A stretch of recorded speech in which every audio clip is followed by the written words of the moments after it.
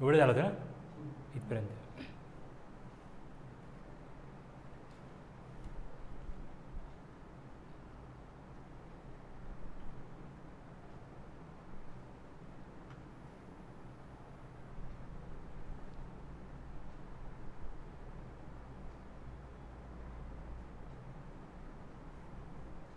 त्याच्यावरती एक्झाम्पल आहे बघा. आता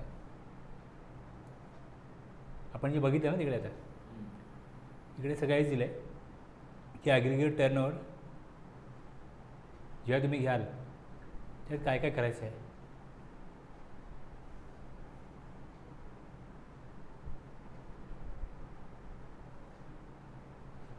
to exclude inward supplies on which tax is payable on reverse charge.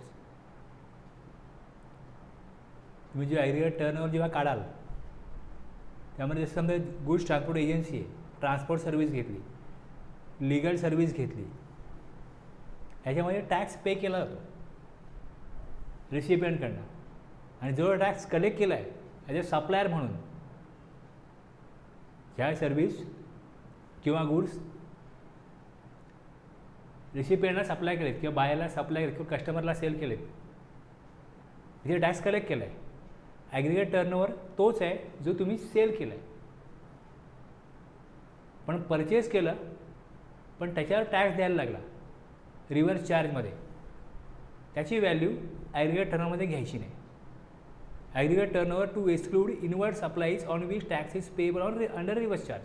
तसं ट्रान्सपोर्ट सर्व्हिस आहे, लीगल सर्व्हिस आहे, ह्याच्यावर इनवर्ड सर्व्हिस आहे, टॅक्स भरण्याची जबाबदारी कोणाची आहे? रिसिपियंटची. The value of such supply would not part of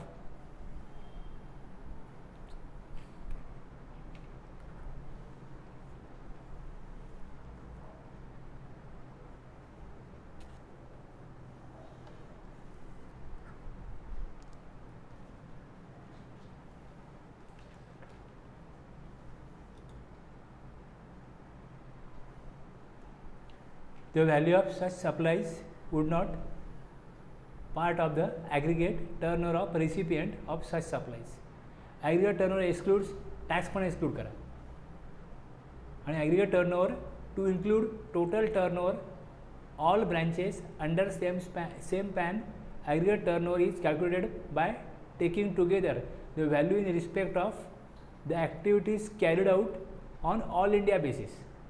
Aggregate turnover काढताना जेवढ्या ब्रँचेस आहेत एका स्टेटमध्ये, अनेक स्टेटमध्ये, पूर्ण भारतामध्ये जेवढ्या ब्रँचेस आहेत त्या एका पॅनखाली जेवढे नंबर रजिस्टर असतील त्या सगळ्यांचा जो सेल आहे किंवा जो सप्लाय केला आहे, जो आउटवर्ड सप्लाय केला आहे त्याची व्हॅल्यू इन्क्लूड करायची. एक्झाम्पल बघा आता. अ dealer x has 2 offices, one in Delhi and another in Haryana. In order to determine whether X is liable for registration, turnover of both the offices would be taken into account, and only if the same exceeds the applicable threshold limit, X is liable for registration. काही स्टेटमध्ये limit आपण बघितलं 10 लाख आहे, काही स्टेटमध्ये 20 लाख आहे आणि काही स्टेटमध्ये 40 लाख आहे. हे लिमिट कॅल्क्युलेट करताना दोन्ही स्टेटची व्हॅल्यू टोटल करा आणि ॲग्रिगेट टर्नओव्हर एक्सिड करत असेल तर रजिस्ट्रेशन घ्यावं लागेल.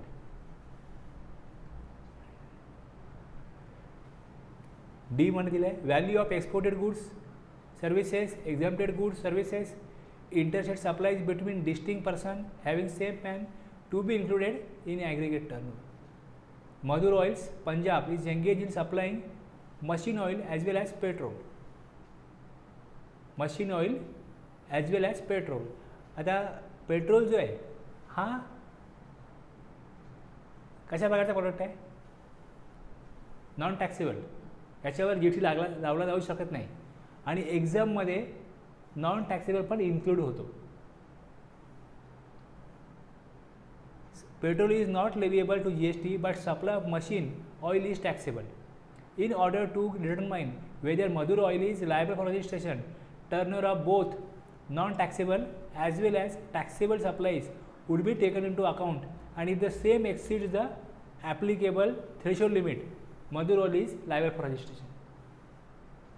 बिझनेस कितीही असो, जर एका बिझनेसमध्ये टॅक्सेबल टर्नओव्हर असेल आणि बाकी इतर बिझनेसमध्ये एक्झाम सप्लाय असेल किंवा नॉन टॅक्सेबल सप्लाय असेल, तर नॉन टॅक्सेबल सप्लायची व्हॅल्यू, टॅक्सेबल सप्लायची व्हॅल्यू ही सगळी तुम्ही टोटल करा आणि ती GSTच्या जे लिमिट दिलं आहे थ्रेशोल्ड लिमिट, त्याला जर का एक्सिड करत असेल तर रजिस्ट्रेशन घ्यावं लागेल.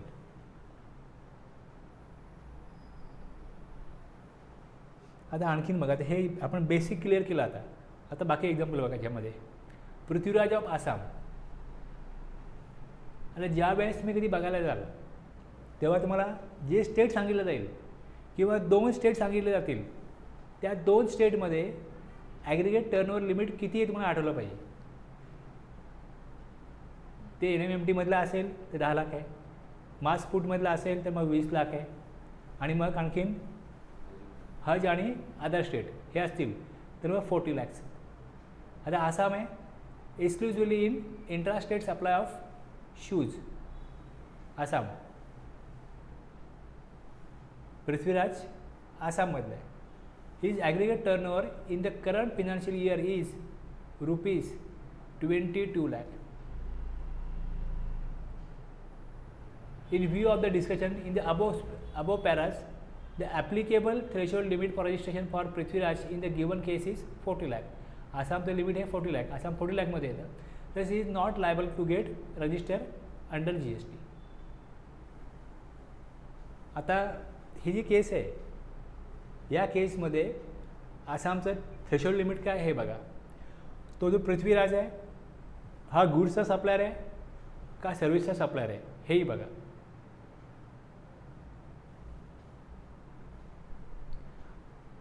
आता पुढचं बघा काय दिलं आहे.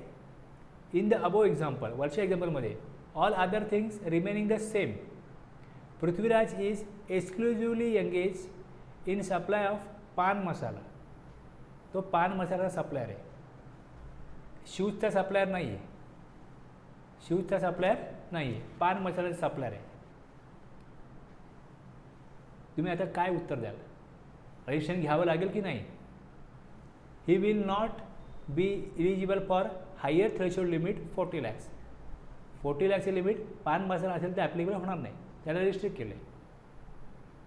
ॲज पर सेक्शन 23 सबसेक्शन 2 जे नोटिफिकेशन आहे त्यांनी आपलं ॲक्च्युअल लिमिट जे 20 lakh आहे ते 40 lakh रेज केलं, पण त्यामध्ये रिस्ट्रिक्शन दिलं की पान मसाला असेल त्यांच्याकरता मात्र 40 lakh लिमिट ॲप्लिकेबल नाही आहे. and the applicable threshold limit for registration in that given case will be 20 lakh. 20 lakh असेल. Thus Prithviraj will be liable to get registered under GST. आता थोडी वेगळी केस परत एकदा. If instead of paan masala Prithviraj is exclusively engage in supply of taxable services. तो supplier गुड्सचा नाही आहे, तर सर्व्हिसेसचा आहे. The applicable threshold limit for registration will be 20 lakh. 40 lakhs कशा करतायत? एक्सक्लुझिव्ह सप्लाय ऑफ गुड्स करतायत. सर्व्हिसेस करता 20 lakhs आहे. Prithviraj will be liable to get register under GST. आणि Prithviraj is engage in supply of both taxable goods and services. Goods पण supply करतोय, पण exclusive goods supply नाही करत. शूजचा सप्लाय करतोय आणि शूजचं रिपेअरिंगचं काम पण करतोय. तर मग तशा केसमध्ये 40 lakhचं बेनिफिट मिळत नाही. त्या केसमध्ये लिमिट 20 lakhचं राहतं. आणि त्याचा टर्नओव्हर किती आहे? 22 लाख वर दिला आहे. ₹22 लाख आहे. पण तो सप्लायर कसला आहे? गुड्सचा आहे. कुठल्या प्रकारचे गुड्स आहेत? सर्व्हिसचा आहे, गुड सर्व्हिस हे दोन्हीचं आहे. त्याप्रमाणे तुम्ही बघाल. स्टेट कुठलं आहे, लिमिट किती आहे आणि सप्लायर कसलं आहे, या वेगवेगळ्या निकषावरती आपण रजिस्ट्रेशन घ्यावं लागेल का लागणार नाही हे ठरवणार.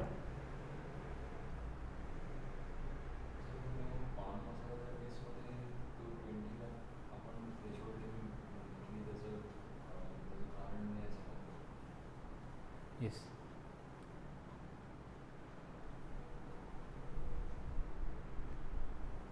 हे जे 40 लाख ॲप्लिकेबल होणार आहे ॲज पर सेक्शन 22 किती लिमिट आहे 10 आहे 4 स्टेटला बाकी सगळ्यांना 20 आहे. हे जे नोटिफिकेशन आहे 23 सबसेक्शन 2चं सेक्शन 23 जो आहे तो एक्झाम्शनसाठी आहे. एक्झाम्शनसाठी रजिस्ट्रेशन घेण्याची कोणाला गरज नाही हे सेक्शन 23 सांगतो. आणि 1मध्ये त्यांनी काही असे सप्लाय सांगितलेत की ते सप्लाय करत असेल किंवा काही व्यक्ती सांगितले समजा ॲग्रिकल्चरिस्ट आहे ॲग्रिकल्चरिस्ट जर असेल तर त्याला रजिस्ट्रेशन घेण्याची गरज नाही टर्नओव्हर किती पण असो. किंवा अशा प्रकारचा सप्लायर आहे जो एकदम सप्लाय करतो नील रेट सप्लाय करतो असे प्रॉडक्ट सप्लाय करतो ज्याचा त्याचा गव्हर्नमेंटनी त्या सप्लायवरती कुठल्याही प्रकारचा टॅक्स लावलेला नाही त्यांना रजिस्ट्रेशन घेण्याची गरज नाही. ॲग्रिगेट टर्नओव्हर किती हो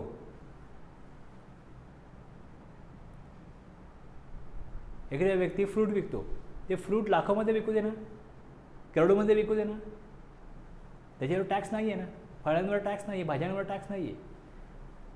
आणि जो ॲग्रिकल्चरिस्ट आहे जो जमिनीतनं ते उत्पन्न काढतो त्याला पण रजिस्ट्रेशन घेण्याची गरज नाही. हे 23(1) आणि 23(2) गव्हर्नमेंटने हे सांगितलं आहे अशा प्रकारे लॉ बनवला आहे की ॲज पर सेक्शन 23(2) आम्ही नोटिफिकेशनद्वारे काही कॅटेगरी ऑफ पर्सनना रजिस्ट्रेशनपासनं मुभा देऊ किंवा त्यांना फ्रीडम देऊ रजिस्ट्रेशन घेण्याची गरज नाही. आणि त्या नोटिफिकेशनमधनं त्यांनी गुड्सचे जे सप्लायर आहेत त्या गुड्सच्या सप्लायरनं सांगितलं की तुम्हाला 40 लाखपर्यंत जोपर्यंत तुमचा टर्नओव्हर 40 लाख एक्सीड नाही करत does not exceeds 40 lakh registration घेण्याची गरज नाही. पण एक्सेप्ट काय सांगितलं गुड्सचे सप्लायर आहेत पण हे जे गुड्सचे सप्लायर आहेत आईस्क्रीम पान मसाला आणि टोबॅकोवाले ह्यांना मात्र 40 लाखचं लिमिट जे दिलेलं आहे ते ह्यांना ॲप्लिकेबल होणार नाही. ह्यांना 20 लाखच होईल हे इकडं दिलं आहे म्हणून ते आपण सप्लाय टाईप बदलला त्याचा. एक्झाम्पलला आता क्लिअर झालं ना आईस्क्रीम पान मसाला आणि टोबॅको ह्यांचे ह्या गुड्स करता 40 लाख ॲप्लिकेबल नाही आहे.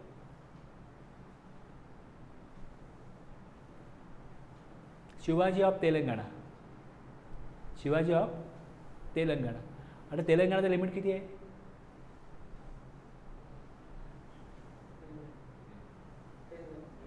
त्रिपुरा आहे ना 10 लाखमध्ये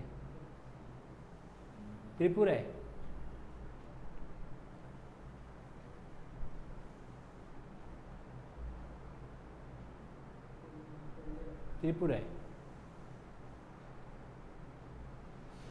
मग पुडुचेरी आणि तेलंगणा हे 2 स्पेशल कॅटेगरी स्टेटमध्ये येतात का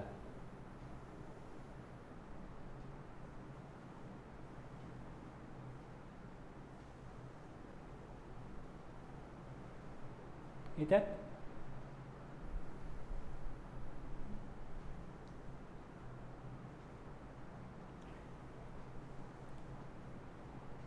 हे 4 आहेत.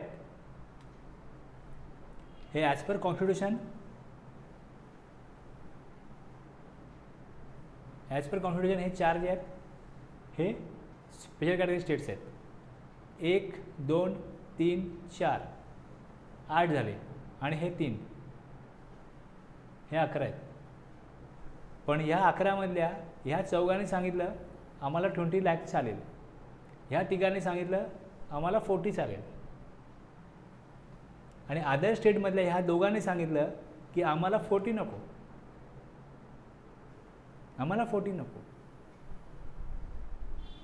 जे नॉर्मल लिमिट आहे 10 लाख 20 लाख सर्व्हिसेसला 20 लाख गुड्सला ओके आमच्याकरता ओके आहे. ज्या स्टेटला 40 पाहिजे त्यांनी 40 घ्यावं. जम्मू काश्मीर आसाम आणि हिमाचल प्रदेशला त्यांना GST नको असल्यासारखं आहे तिथल्या परिस्थितीप्रमाणे त्यांना नको GST म्हणून त्यांनी घेतलं 40 लाख. ह्या 4 जणांना पाहिजे की आम्हाला कलेक्ट करायचं आहे 10 लाखाच्या वरती गेले तर आम्हाला कलेक्ट करायचं आहे.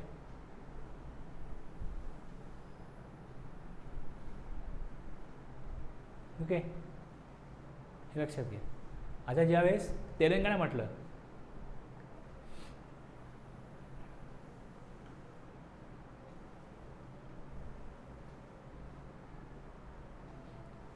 ₹20 लाख आहे, गुड सर्व्हिसेस काय पण असो, intrastate supply of toys goods आहेत.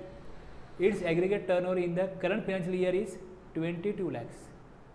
Since Shivaji is making taxable supplies from Telangana, he will not be eligible for higher threshold limit available in case of exclusive supply of goods. The applicable threshold limit for registration for Shivaji in the given case is 20 lakhs. He is liable to get registered under GST. आता Shivaji toys हा goods आहेत, गुड्सचा supplier आहे. आता हा जर का सर्व्हिसचा supplier असेल, Shivaji is engage in supply of taxable services instead of टॉईजच्या ऐवजी, तरी पण तेच लिमिट आहे ना. आणि दोन्ही सप्लाय करत असेल तरी, गुड सर्व्हिसेस दोन्ही करत असेल तरी पण 20 lakhs. बस आपण जे समजून घेतलं आहे ना, तेच तुम्हाला ज्यावेळेस अशा प्रकारे केस स्टडी येईल तेव्हा तुम्हाला आठवलं पाहिजे की नक्की याच्यामध्ये काय करायचं आहे. जर हे तुम्हाला उत्तर देता आलं तर खरोखर तुम्हाला जे सांगितलं गेलं ते कळलं.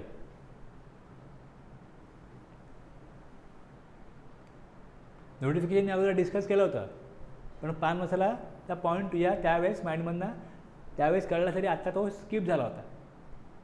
क्वेश्चनमुळे काय झालं ते रिवाईज झालं.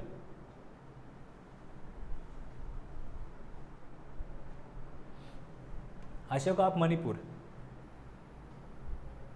Ashoka of Manipur is exclusively engaged in intrastate supply of paper.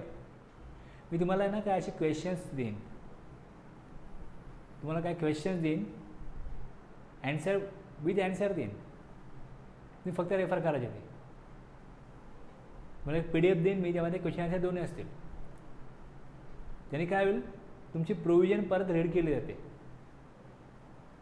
आता कसं झालं की तेलंगणा आहे का त्रिपुरा आहे, कन्फ्युजन झालं की नाही. मग तुम्ही बघाल परत जाऊन, मग लक्षात राहतं. परत मला मी हा पॉईंट सांगितला की स्पेशल कॅटेगरी स्टेटमध्ये तेलंगणा येतं का, पुडुचेरी येतं का, परत तुम्ही जाऊन ते बघाल.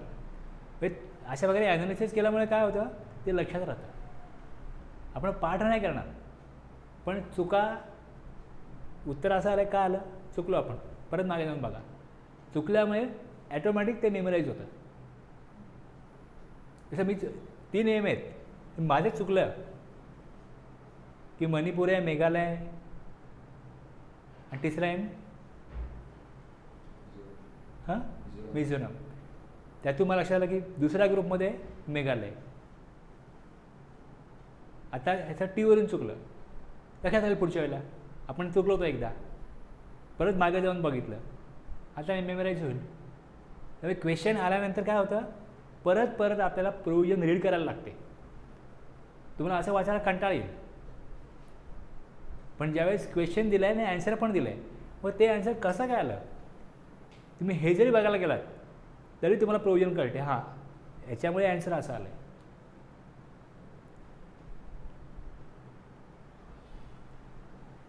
It's aggregate turnover in the current financial year is Manipur आहे आता. Okay, Manipur. Since Ashoka is making taxable supplies from Manipur which is a special category state, the applicable threshold limit for registration for Ashoka in the given case is ₹10 lakh. He is liable to get registered under GST. Goods एक केस आहे, services दुसरी केस आहे, आणि goods आणि services तिसरी केस आहे. ह्या तिन्ही केसमध्ये 10 lakhs ॲप्लिकेबल आहे. आता थोडं वेगळं एक्झाम्पल आहे बघा. Raghav of Assam is exclusively engaged in intrastate supply of ready-made garments. Its turnover in the current financial year from Assam showroom is 28. आसाममध्ये 28 आहे. आता आसामचं लिमिट किती आहे, एक्सक्लुझिव्हली गुड्सच्यासाठी 40 lakhs. It has another showroom in Tripura. आता बघा गडबड काय, त्रिपुरामध्ये लिमिट किती आहे 10 lakh with a turnover of 11 lakhs in the current financial year. Since Raghav is engaged in supplying garment from a special category state, the applicable threshold limit for him gets reduced to 10 lakh. 3 category आहेत. जर तुम्ही 3 कॅटेगरीमधल्या 2 category स्टेटमध्ये supply करत असाल तर जे कमी limit आहे ना तेच ॲप्लिकेबल होईल. थ्रेशोल्ड लिमिटच्या प्रमाणे रजिस्ट्रेशन घ्यायचं की नाही घ्यायचं हा विचार करत असताना.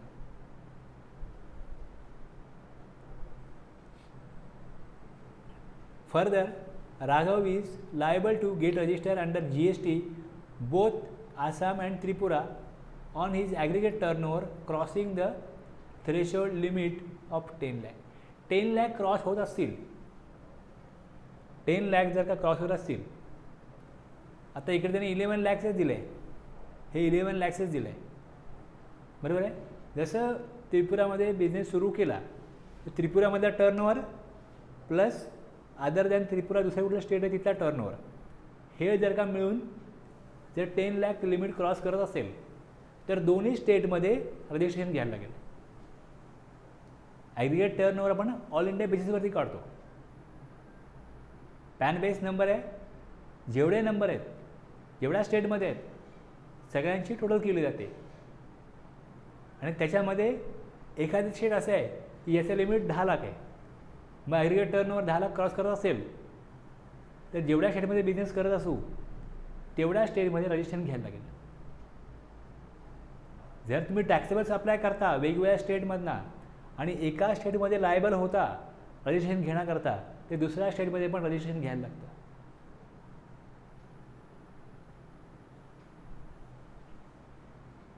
टॅक्सेबल सप्लाय मात्र करत असाल तरच होईल ॲप्लिकेबल.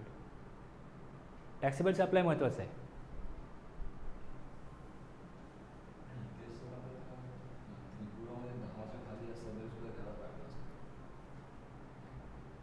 कारण ॲग्रिगेट टर्नओव्हर लिमिट काढण्याकरता त्रिपुरा प्लस आसाम टोटल दोघांची पण काढली असती आणि जर ती 10 lakh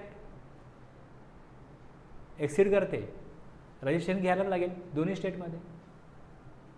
if a person with places of business in different states across India has one branch in a special category state from which it makes taxable supply. The threshold limit for GST registration will be reduced to 10%, 10 lakhs. हे लक्षात ठेवा.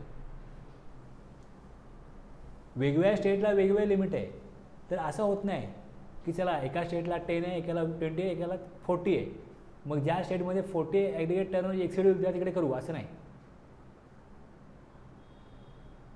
जर तुम्ही 4 स्टेटमधल्या कुठल्याही स्टेटमध्ये जर का business सुरू केला तर तुमचं ॲग्रिगेट टर्नओव्हर लिमिट हे रिड्यूस होईल 10 lakhला.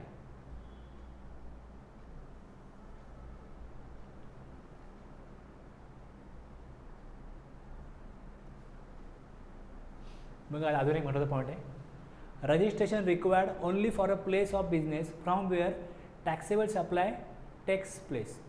टॅक्सेबल सप्लाय असणं गरजेचं आहे.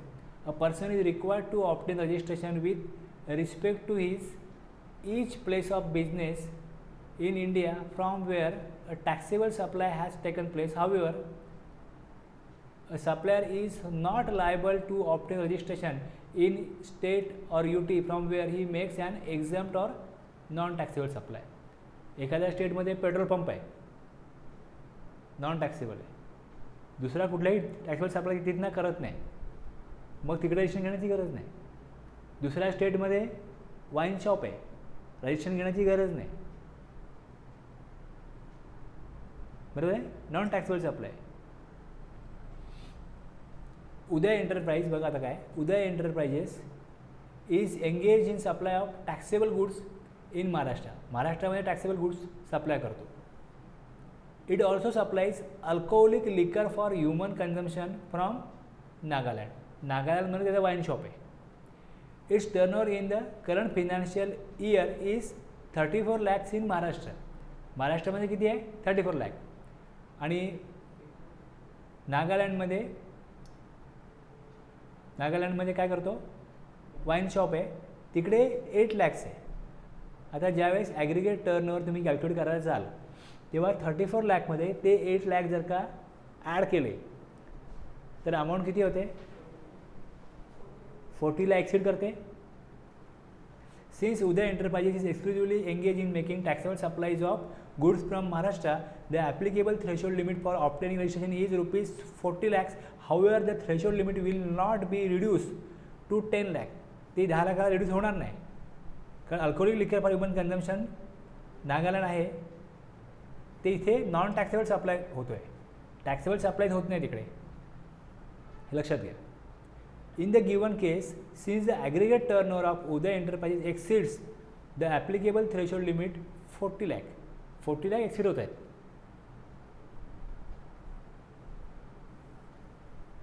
It is liable to obtain registration महाराष्ट्रामध्ये. It will obtain registration in Maharashtra, but is not required to obtain registration in Nagaland. नागालँडमध्ये कुठल्याही प्रकारचा टॅक्सेबल सप्लाय होत नसल्या कारणाने तिकडे रजिस्ट्रेशन घेऊन तिथल्या गव्हर्नमेंटला कुठलाही टॅक्स मिळणारच नाही आहे.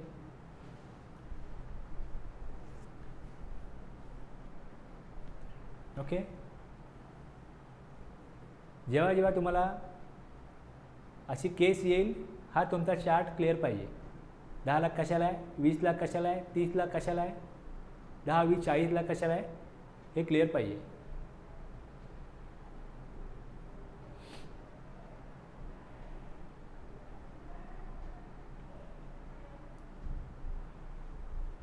इथे आपलं सबसेक्शन 1 क्लिअर झालं विथ एक्झाम्पल.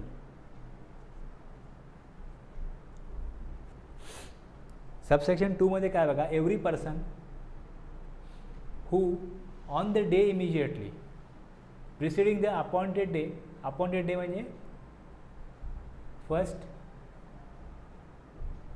जुलै,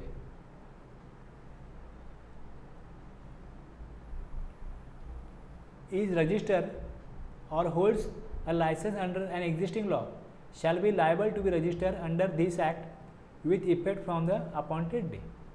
1 जुलैपासून जे एक्झिस्टिंग लॉमध्ये होते रजिस्टर होते किंवा त्यांच्याकडे लायसन होतं म्हणजे वॅट, सर्व्हिस टॅक्स, एक्साईज.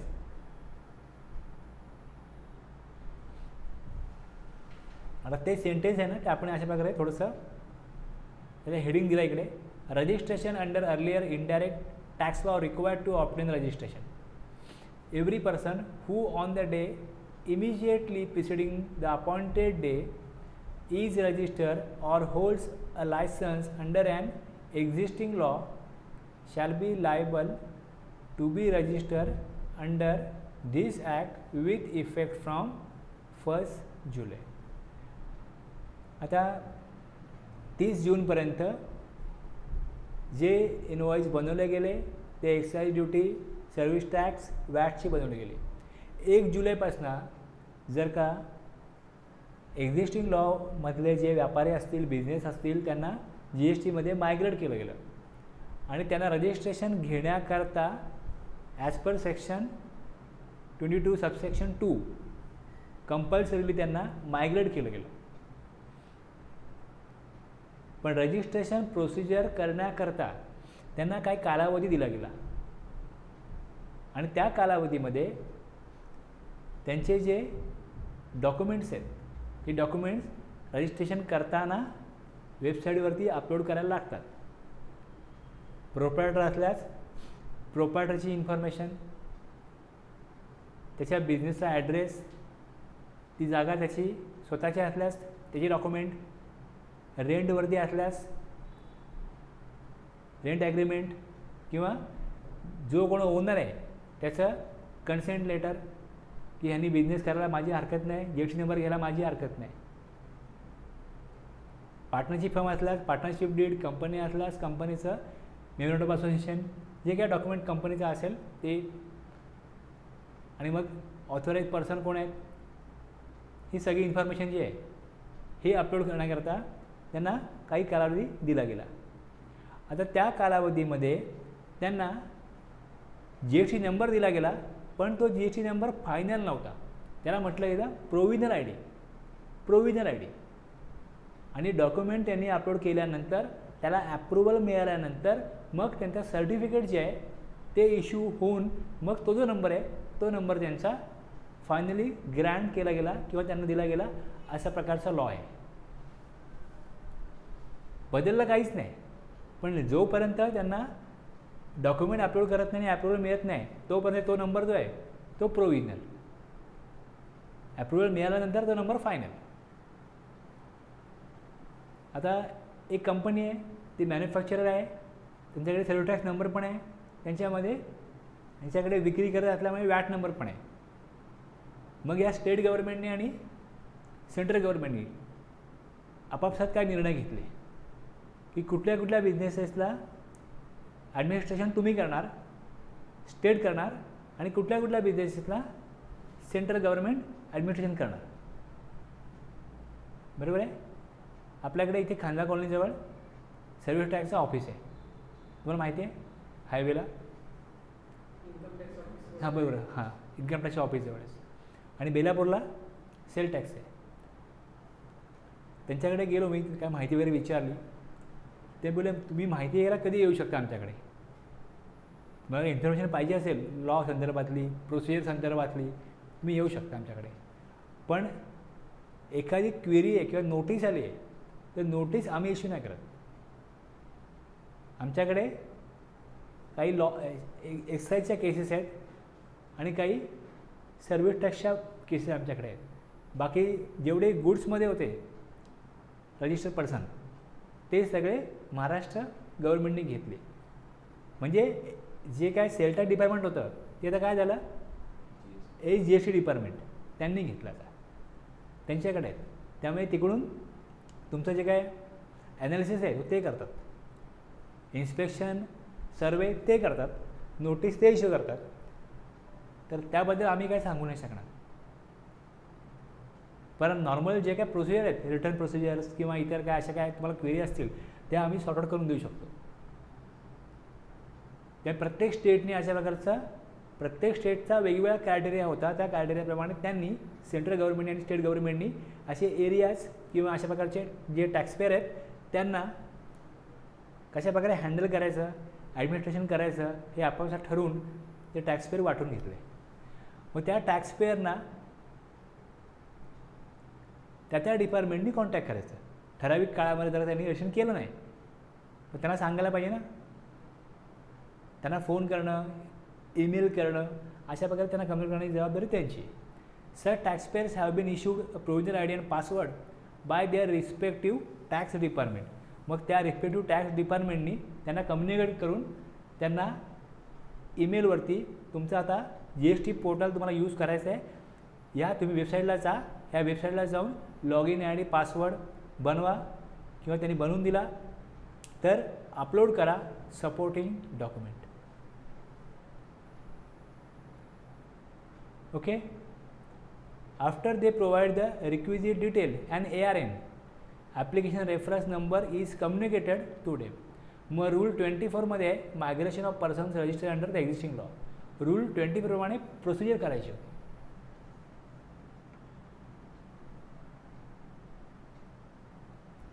आता जर एखादा पर्सन आहे त्याला त्यांनी वॅट डिपार्टमेंटनी कॉन्टॅक्ट केलं, त्याला provisional I D and password, त्याने त्याला provisional I D and password दिला. Such person for migrating in to GST.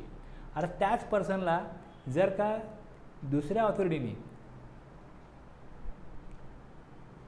Contact करेल, तो सांगेल की मला वॅट डिपार्टमेंटने कॉन्टॅक्ट केलं आहे, त्यांनी मला प्रोव्हिजनल आय डी आणि पासवर्ड दिलेला आहे, माझं काम चालू आहे. तर 3 वेगवेगळे लॉ त्याच्याकडे अगोदर त्याला ॲप्लिकेबल होते. आता त्याला एकच लॉ ॲप्लिकेबल होणार आहे, त्याला एकच ऑथॉरिटी कॉन्टॅक्ट करेल. Such person is not required to be separately migrated for his central excise or service tax registration. If his migration is already done by state VAT department, he may just submit the application reference number ARN generated by the common portal before the central and service tax department as a proof of his migration. बस. अगोदर 3 number होते म्हणून GST 3 number नसतील किंवा 3 ID घेणार नाही, तो एकच घेईल. त्याला एकदाच ARN जनरेट करायचं आहे आणि एकदाच त्याला ID घ्यायचं आहे.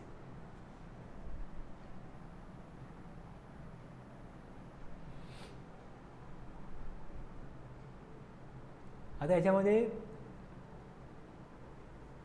काही लोकांना फायदा झाला, काही लोकांना नुकसान झालं. If a person is an existing PAN based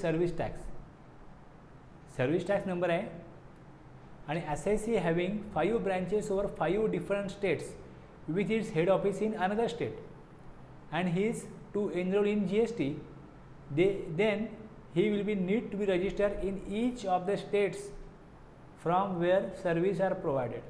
पहिले त्याच्याकडे एकच नंबर होता, कारण सर्व्हिस टॅक्स हा सेंट्रलचा टॅक्स असल्याकारणाने तुम्ही एक सर्व्हिस टॅक्स नंबर घ्या आणि देशभरामध्ये कुठेही सर्व्हिस प्रोव्हाइड करा, टॅक्स कलेक्ट करा, आम्हाला द्या. पण जर तो 5 स्टेटमध्ये सर्व्हिस देत असेल तर त्याला 5ही स्टेटमध्ये रजिस्ट्रेशन घ्यायला लागेल. मोबाईल कंपनी आहे, बरोबर आहे, टेलिकम्युनिकेशन सर्व्हिस आहे, त्यांना प्रत्येक स्टेटमध्ये रजिस्ट्रेशन घ्यायला लागेल. पहिले एकच नंबर पुरेसा होता पूर्ण इंडियाकरता. एक्साईजमध्ये फॅक्टरी बेस रजिस्ट्रेशन होतं, जेवढ्या फॅक्टरी आहेत प्रत्येक फॅक्टरीचं वेगळं रजिस्ट्रेशन घ्या.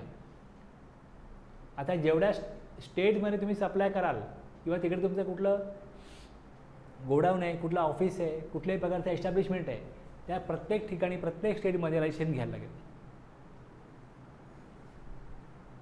रजिस्ट्रेशन हे स्टेट वाईज झालं. Since in this case services would have been provided from 5 branches along with head office, he will require separate registration for each these states under GST as per section 25(1). बघायचं आहे आपल्याला, पुढे 27 बघायचं आहे. आता पुढे clear झाला एवढा 22(2). आता 22(3) मध्ये काय, where a business carried on by a taxable person register under CGST Act is transferred whether on account of succession or otherwise to another person as going concern. Going कन्सर्नचा अर्थ असा आहे की तुम्ही बिझनेस ट्रान्सफर केला, संपूर्ण transfer केला, किंवा त्या बिझनेसचा असा एक सेपरेट भाग होता तो ट्रान्सफर केला. एक कंपनी आहे, ती स्टीलमध्ये चांगला बिझनेस करते आणि रिअल इस्टेट मार्केटमध्ये त्यांचे चांगले कॉन्टॅक्ट असल्यामुळे त्यांनी स्टीलचा बिझनेस चांगल्या प्रकारे डेव्हलप केला होता. त्यांना असं वाटलं की आपले चांगले कॉन्टॅक्ट आहेत तर आपण सिमेंटचा बिझनेस पण करू शकतो, म्हणून त्यांनी सिमेंटचा बिझनेस सुरू केला. पण त्यांना सिमेंटचा बिझनेस काही झेपला नाही. मग तो त्यांनी सिमेंटचा बिझनेस, तो सिमेंटचा प्लॅन्ट जो होता तो दुसऱ्या कंपनीला ट्रान्सफर केला कंप्लीट. मग त्या प्लॅन्टची जी जागा आहे, प्लॅन्ट आहे, कर्मचारी आहेत, परचेस ऑर्डर आहेत, त्याच्यावरचं लोन आहे, सगळे तुमचं.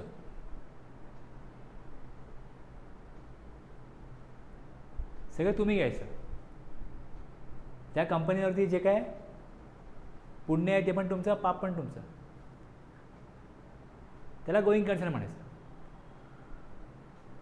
जेव्हा संपूर्ण कंपनी ट्रान्सफर होते किंवा कंपनीचा असा भाग आहे जो ट्रान्सफर करण्याजोगा आहे, सेपरेट युनिट आहे, ते ट्रान्सफर केलं तर त्याला गोईंग कन्सर्न म्हणता येतं.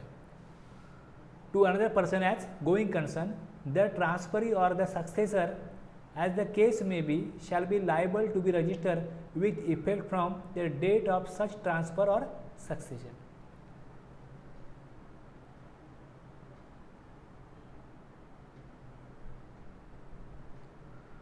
ज्यावेळेस बिझनेस ट्रान्सफर होतो, ऑन अकाउंट ऑफ सक्सेशन असो किंवा कुठल्याही वेगळ्या कारणाने असो, ओनरशिप चेंज झाली, ओनर चेंज झाला, ओनर जर चेंज झाला तर जो ओनर तो बिझनेस टेक ओव्हर करतो त्याचा रजिस्ट्रेशन घ्यायला लागेल.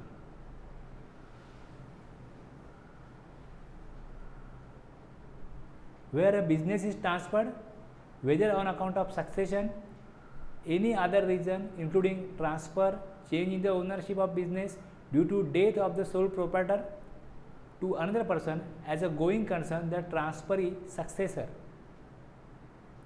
is to be registered with effect from the date of such transfer किंवा succession.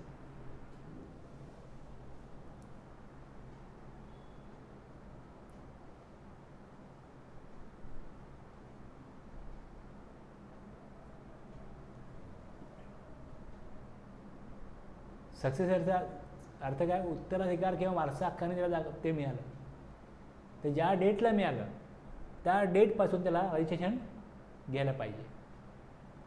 आणि ज्यावेळेस लायबल होतो रजिस्ट्रेशनला त्यानंतर 30 दिवसामध्ये रजिस्ट्रेशन घ्यायला पाहिजे लायबल झाल्यापासून. पण ती डेट काय, ती डेट काय असेल,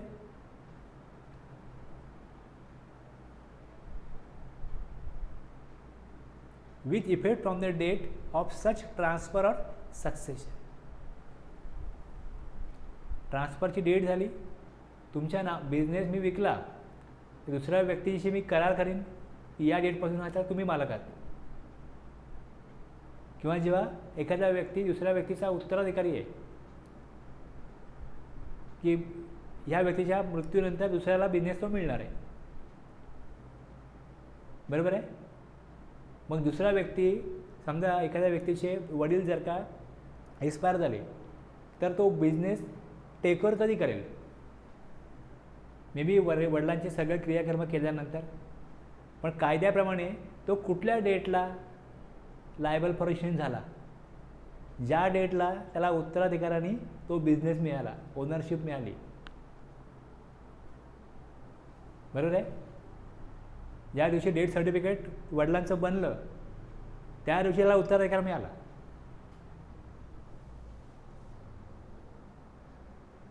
दिले कसं बघा इथे, the date of such transfer or succession, the date of such transfer or succession.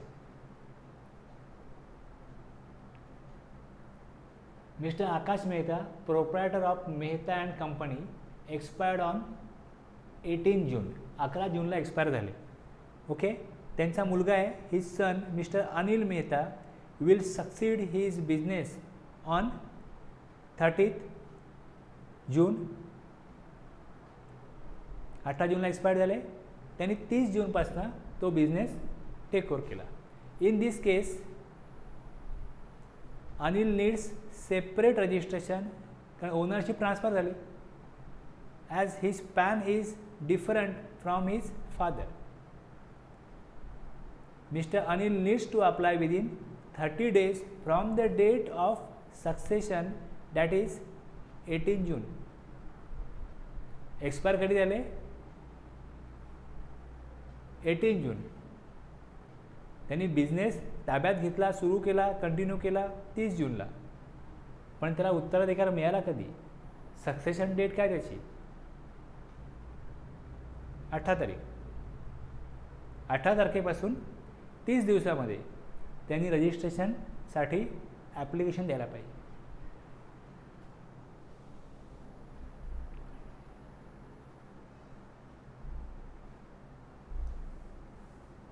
(22)(4) anything containing subsection 1 and 3.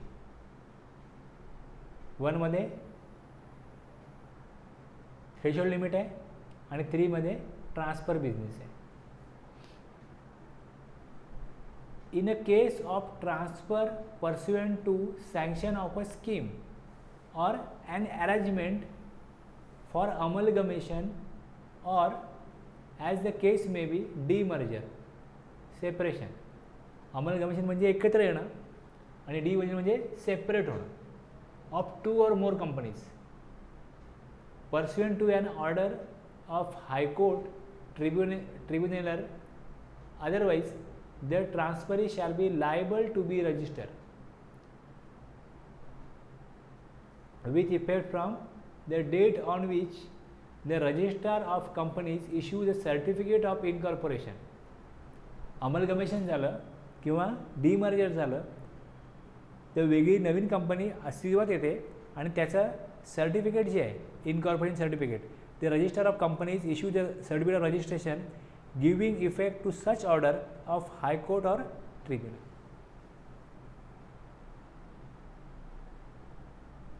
Vodafone Limited and Idea Mobile Limited prepared a scheme and submitted to High Court Mumbai for amalgamation with effect from 1st March 2018.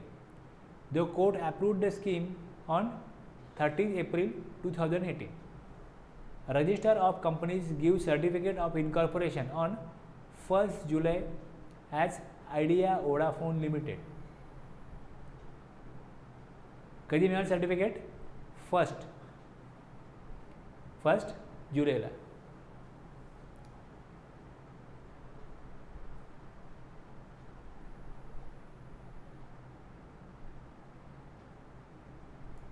The transferee shall be liable to be registered with effect from the date on which the register of companies issues a certificate of incorporation. कुठली date दिली आहे? Certificate issue कधी केलं त्या डेटला registration घेणं गरजेचं होईल. मग इकडे त्यांनी रजिस्ट्रेशन कधी घेतलं? त्यांना सर्टिफिकेट कधी मिळालं? सर्टिफिकेट ऑफ इनकॉर्पोरेशन 1 जुलैला. आणि त्यांनी they applied for registration on 10 July. The new amalgamated company Idea Vodafone limited will be liable for registration from 1st July. ते लायबल झाले 1st जुलैला. 1st जुलैपासून 30 दिवसामध्ये त्यांना रजिस्ट्रेशन घेणं गरजेचं होतं. त्यांनी 10 तारखेला ॲप्लिकेशन दिलं. ओके, बस.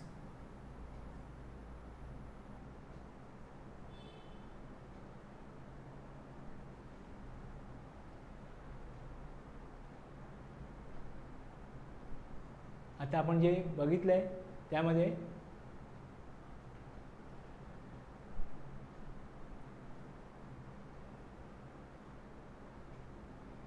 इथे बघा 3 एक्सप्लेनेशन आहेत आणि आपण जे पहिले एक्सप्लेनेशन आहेत ज्यामध्ये बाकी स्टेट सोडून फक्त 4 स्टेट येतात हे आपण 22-1 बरोबर बघितलं.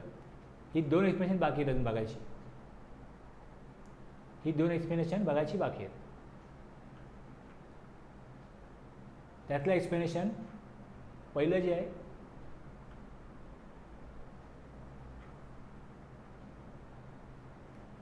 the expression aggregate turnover shall include all supplies made by the taxable person whether on his own account or made on behalf of his principal. एखादा एजंट आहे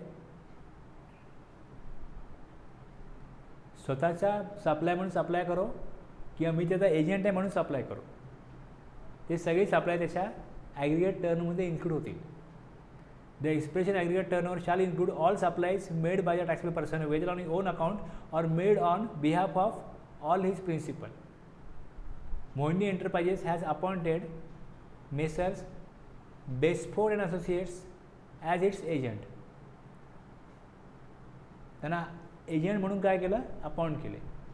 आता ते स्वतःचा काय बिझनेस करतात त्यातनं काय टर्न होईल आणि एजंट म्हणून सप्लाय केला तो पण त्यांचा टर्नर होईल. Messrs. Besford and Associates makes supply of goods on its own account as well as on behalf of Mohini Enterprises. All the supplies of goods made by Messrs. Besford and Associates as agent of Mohini Enterprises as well as on its own account will be included in the aggregate turnover of Messrs. Besford and Associates. हा आमचा supply नाही आहे, हा आमचा business नाही आहे, हा आम्ही त्यांनी सांगितलं म्हणून करतोय.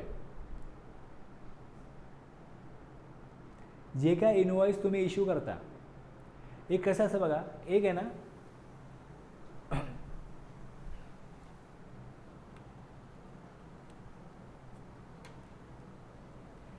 एजंट आहे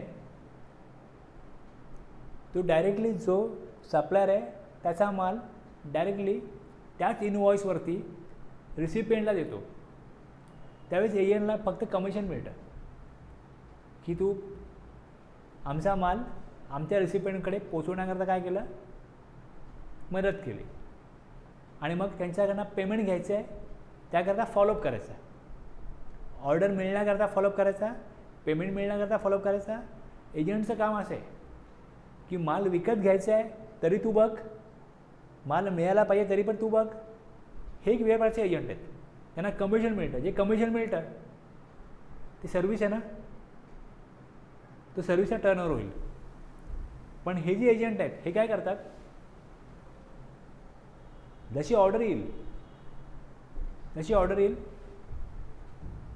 प्रिन्सिपल काय सांगतो की हे मटेरियल घे आणि हे मटेरियल जे आहे ते बायरला दे. मी तुला बिल करीन, तू त्याला बिल कर. त्याच्याकडनं पैसे घेण्याची जबाबदारी तुझी. तू त्याच्याकडनं पैसे वसूल करायचे 15 दिवसामध्ये. नाही जरी वसूल केले तरी तू मला पैसे द्यायचे. आणि जर तू वसुली करू शकत नसेल 15 दिवसामध्ये तर एजंट म्हणून तुझी मला गरज नाही. एजंटचं कामच ते. मी तुला मटेरियल इश्यू दिल्यानंतर मी इन्व्हॉइस इश्यू करीन. तुला क्रेडिट लिमिट जे आहे ते 15 दिवस आहेत, त्यात तू मला पेमेंट करायचं. त्याने तुला पेमेंट केलं नाही केलं तू तुझं बघून घे.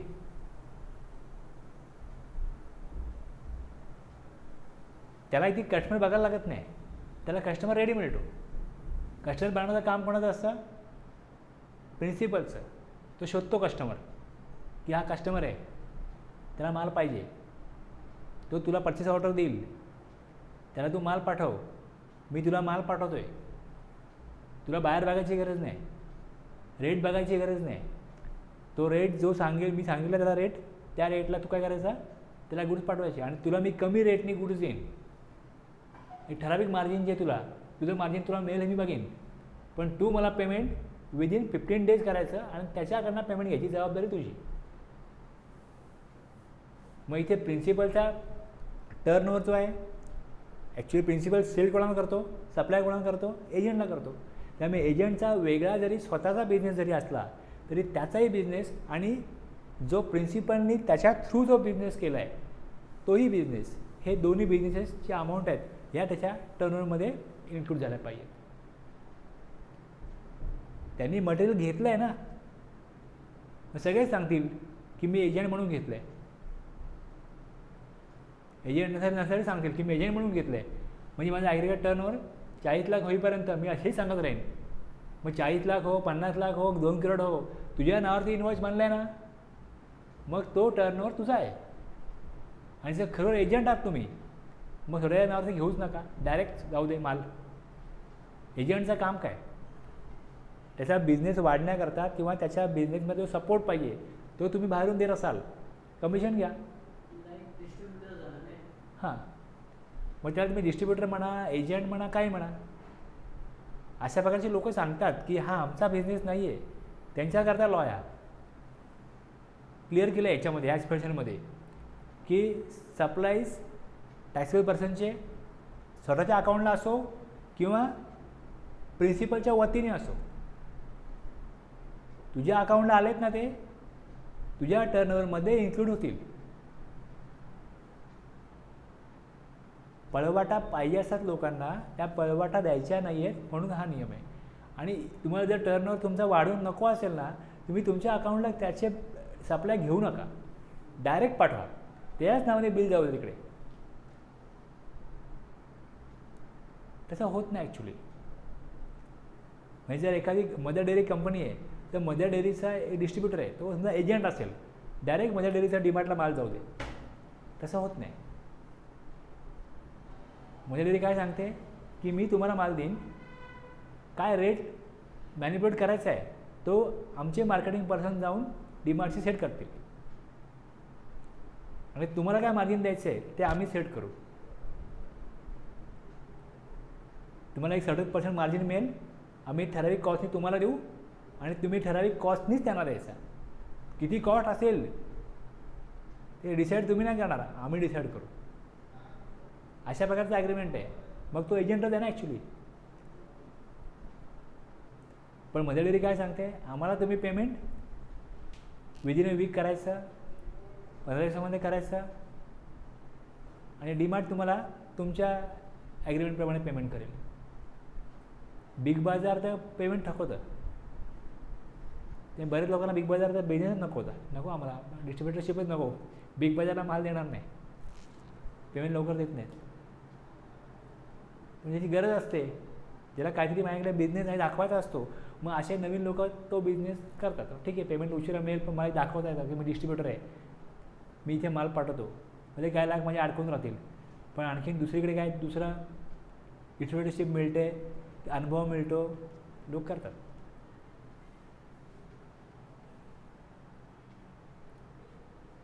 दुसरं एक असं आहे एक्सप्लेनेशन सेकंड जे आहे त्यामध्ये दिलं आहे की प्रिन्सिपल आहे, तो जॉब वर्क करण्याकरता रजिस्टर जॉब वर्करकडे काही मटेरियल पाठवतो,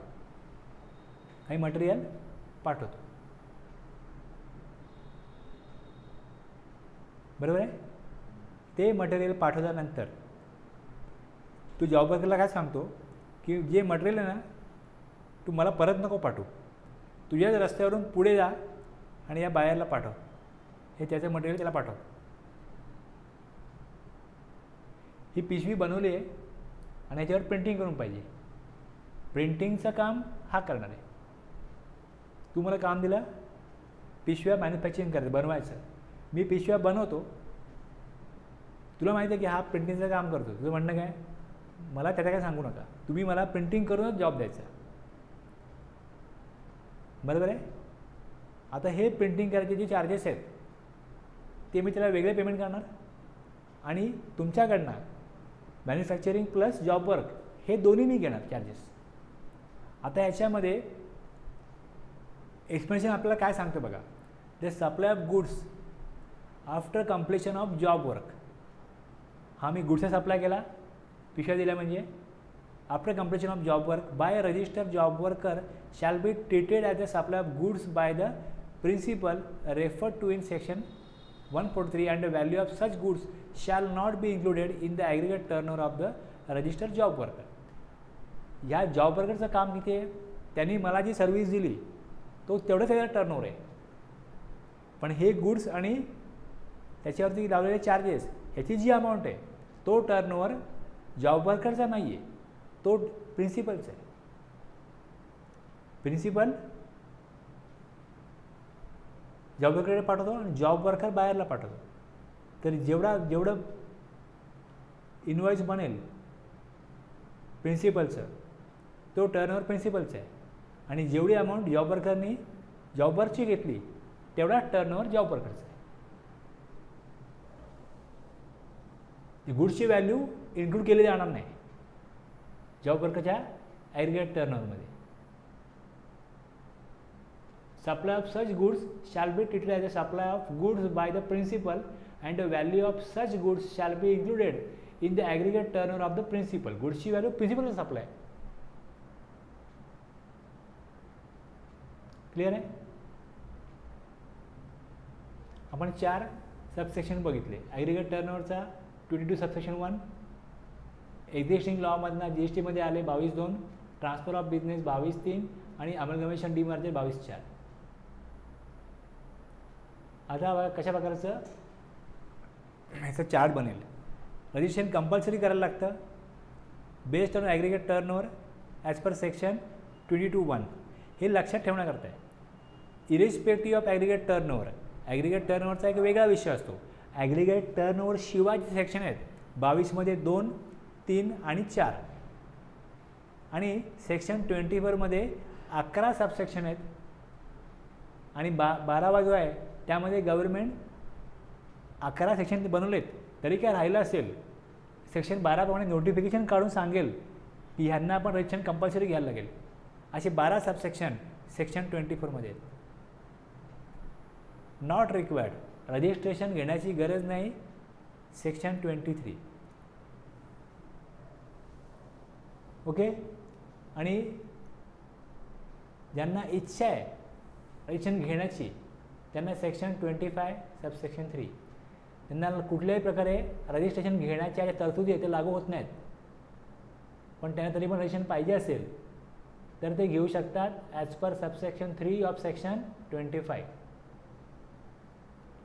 हे समोर आल्यानंतर तुम्हाला आठवलं पाहिजे की 22(1) काय आहे, 22(2) काय existing law, 22(3) transfer of business, 22(4) amalgamation demerger, section 24 पण आपला जेव्हा होईल ते तुम्हाला त्यातले पॉईंट पण आठवले पाहिजे. हे सगळं माझा बनवण्याचा उद्देश काय असतो की लक्षात ठेवण्याकरता मी अशा वेगवेगळ्या प्रकारे ते प्रेझेंट करतो. Section 23 persons not liable for registration. बघा आता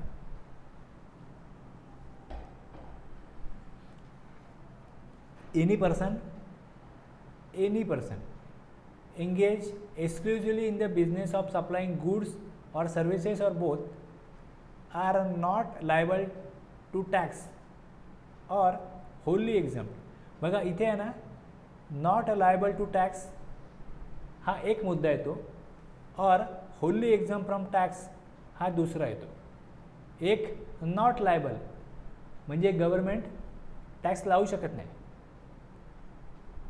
CGST ॲक्टप्रमाणे GST येऊ शकत नाही किंवा GST येऊ शकतो पण गव्हर्नमेंटने त्याला करमुक्त केलं आहे.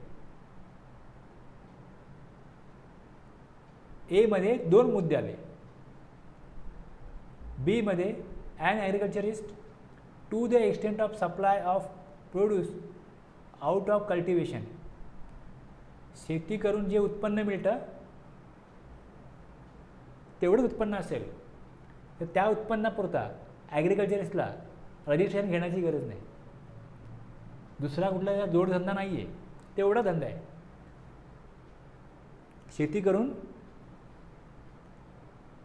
त्यातनं काही उत्पन्न घेणं, तेवढा उत्पन्नाकरता एक्झम्पशन आहे. ॲग्रिकल्चरिस्ट मीन्स क्लिअर तर पाहिजे ना, ॲग्रिकल्चरिस्टचा अर्थ काय. ॲग्रिकल्चरिस्ट मीन्स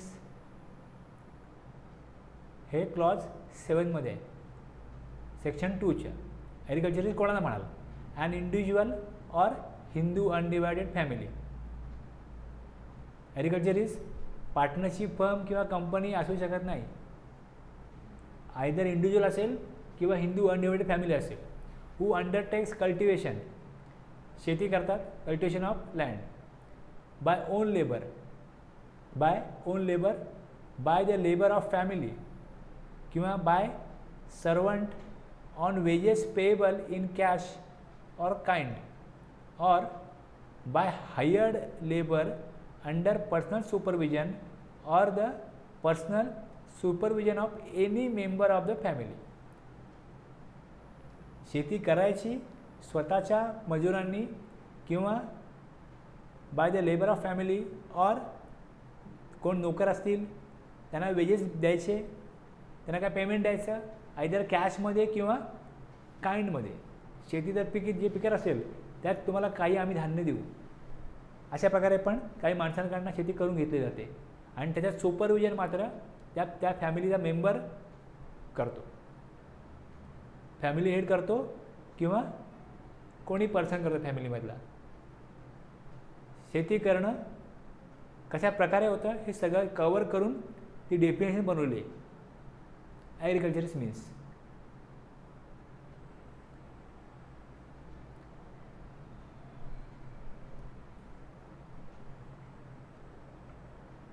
आता हे बेर ॲक्ट जे आपण वाचलं आत्ता त्याच्यामध्ये 4 पॉईंट आले. जसा पहिला पॉईंट होता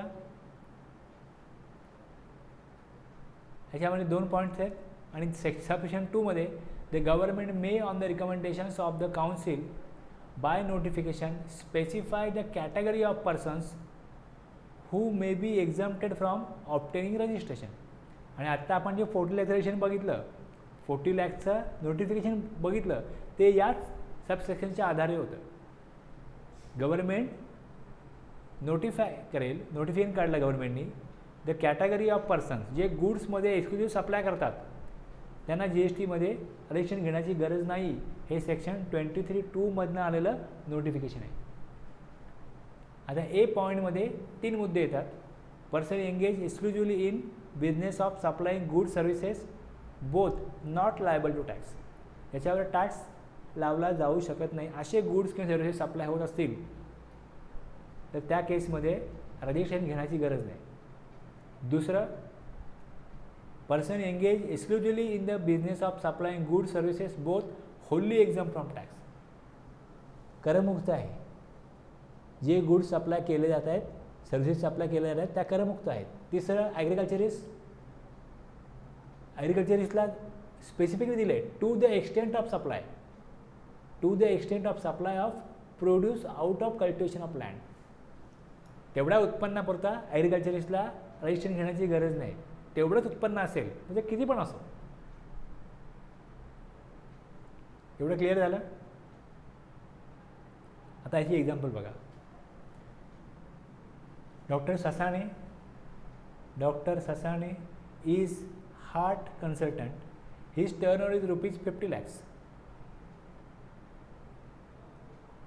Since health service is exempted from tax, Dr. Sasane is not liable for registration though his aggregate turnover exceeds threshold limit.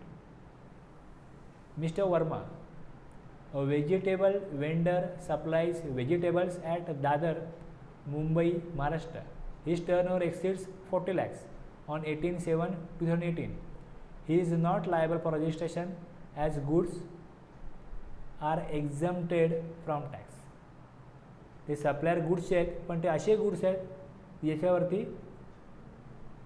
गव्हर्नमेंटनी नोटिफिकेशनद्वारे त्याला एक्झम्पशन दिलं आहे, करमुक्त केले.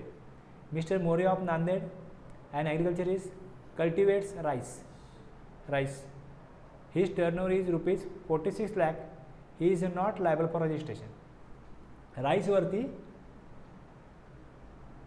एक्झम्पशन आहे, बरोबर आहे.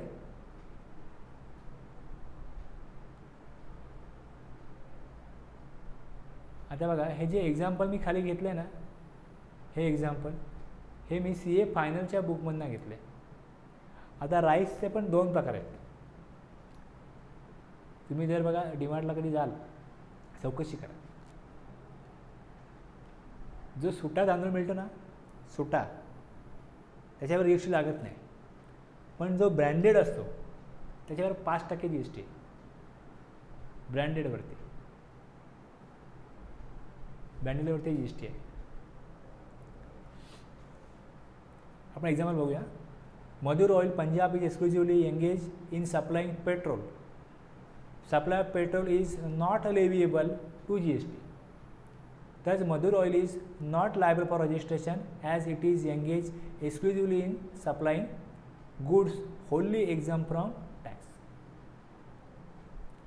Bhagya Jyoti Foundation Charitable Trust, registered under Section 22AA of the Income Tax Act 1961, is exclusively engaged in supply of services by way of charitable activities.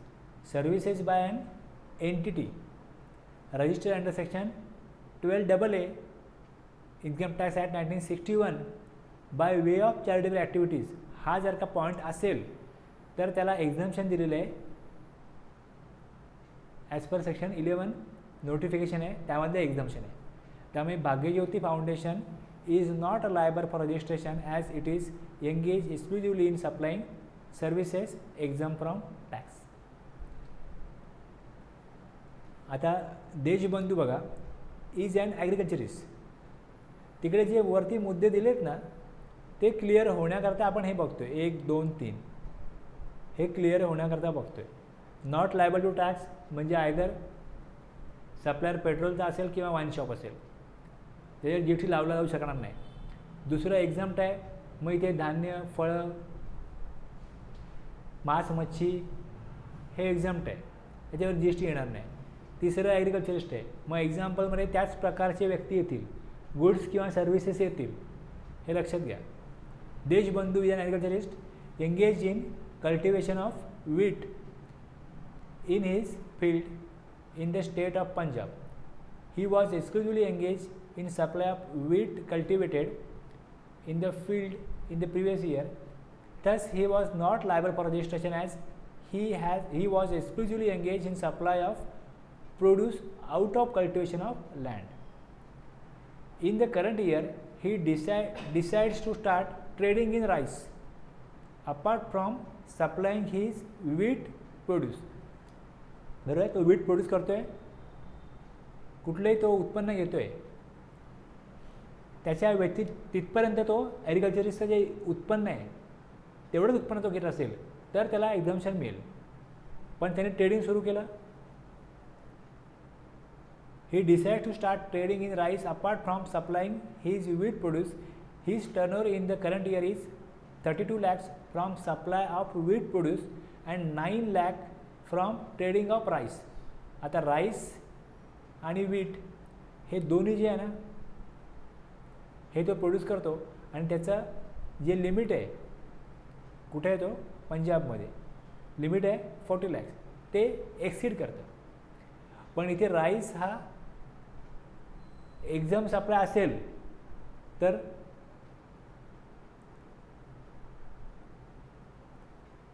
तो इथे ॲग्रिकल्चरिस्ट आहे आणि राईस हा जर का एक्झाम सप्लाय, जर ब्रँडेड राईस आहे तर मग taxable supply. Since he is engage in trading of rice also, he is not covered under section 23 above the threshold limit for registration applicable to a person exclusively engaged in supply of goods in the state of Punjab is rupees 40 lakhs. The aggregate turnover of Deshbandhu in the current year 41 lakhs झालं आणि मग he is liable for registration झालं. हे दोन्ही जर mix झाले ना, बघा दोन्ही जर मिक्स झाले, इथे काय म्हटलं आहे, ॲग्रिकल्चरिस्ट आहे to the extent produce out of cultivation of land, त्याला एक्झाम्पशन आहेच. पण इथे तो एक्झाम सप्लाय करतोय म्हणून पण त्याला एक्झाम्पशन आहे. मग हे दोन्ही मिळून त्याला एक्झाम्पशन मिळायला पाहिजे. पण जर टॅक्सेबल सप्लाय करायला लागला आणि मग दोघांची टोटल जर 40 lakhच्या पुढे गेली मग त्याला रजिस्ट्रेशन घ्यायला लागेल. ह्या एक्झाम्पलमध्ये दिलेलं नाही असं की त्यांनी ब्रँडेड राईसचा सप्लाय केला आहे, हे दिलेलं नाही. इकडे सरळ त्यांनी अशाच प्रकारे कन्क्लूड केलं आहे की टू द एक्सटेंट ॲग्रिकल्चरिस्ट रजिस्ट्रेशन घेण्याची गरज नाही त्याला. पण तो जो ट्रेडिंग ऑफ राईस करतो आहे तो टॅक्सेबल सप्लाय आहे का एक्झाम सप्लाय आहे याबद्दल त्यांनी काही दिलेलं नाही. त्यामध्ये क्वेश्चनमध्ये क्लिअरिटी नाही आहे. फक्त एवढंच दिलं आहे की he is engaged in trading of rice also, he is not covered under section 23 above. तो कवर्ड का होत नाही, कारण तो ॲग्रिकल्चरिस्ट टू द एक्सटेंट नाही आहे. आता ॲग्रिकल्चरिस्ट टू द एक्सटेंट इथपर्यंतच, तो जेवढा शेतीमध्ये उत्पन्न करतो तेवढं उत्पन्न असेल तर त्याला एक्झम्पशन आहे. ते एक्झम्पशन त्याला मिळणार नाही कारण तो त्या व्यतिरिक्त पण काही सप्लाय करतो. पण तो सप्लाय टॅक्सेबल असायला पाहिजे असं मला वाटतं. तो कुठल्या टॅक्सेस कलेक्ट करणार नसेल तर मग त्याला इथे एक्झाम म्हणून दुसरा पॉईंट आहे त्यात तो कवर व्हायला पाहिजे. पण टॅक्सेबल सप्लाय करत असेल तर मग टू द एक्सटेंट ॲग्रिकल्चरिस्टमधनं मिळणारा टर्नओव्हर आणि मग टॅक्सेबल टर्नओव्हर हा जर का त्या स्टेटला एक्सिड जे लिमिट आहे त्याला एक्सिड करत असेल तर तो लायबल होणार रजिस्ट्रेशनला, असं माझं मत आहे. माझं ओपिनियन असं आहे. आणि एक्झाम्पलमध्ये त्यांनी काय क्लिअर दिलेलं नाही आहे की राईस तो ब्रँडेड विकतो आहे का नॉर्मल विकतो आहे. फक्त एवढंच कन्क्लूड केलं की टू द एक्सटेंट नाही आहे ना आणि लिमिट 40 lakh क्रॉस करते आहे, रजिस्ट्रेशन घ्यायला पाहिजे. सेक्शन 23(1) बघितलं आपण एमध्ये supply not liable for registration और होली एक्झाम, हे 2 पॉईंट आले. 1B मध्ये ॲग्रिकल्चरिस्ट टू द एक्सटेंट आलं आणि 23(2) मध्ये नोटिफिकेशन गव्हर्नमेंट काढेल हे आलं. त्यातलं आपण एक नोटिफिकेशन बघितलं जिथे एक्सक्लुझिव्ह सप्लाय ऑफ गुड्स करता 40 लाखाचं लिमिट एक्सटेंड करून, जे नॉर्मली 22(1) मध्ये 10 आणि 20 लाख होते त्याचं 40 लाख झालं लिमिट या नोटिफिकेशनमुळे. आणखीन नोटिफिकेशन आहेत 5, ती बघायची आपल्याला. आणखीन 5 नोटिफिकेशन आहेत.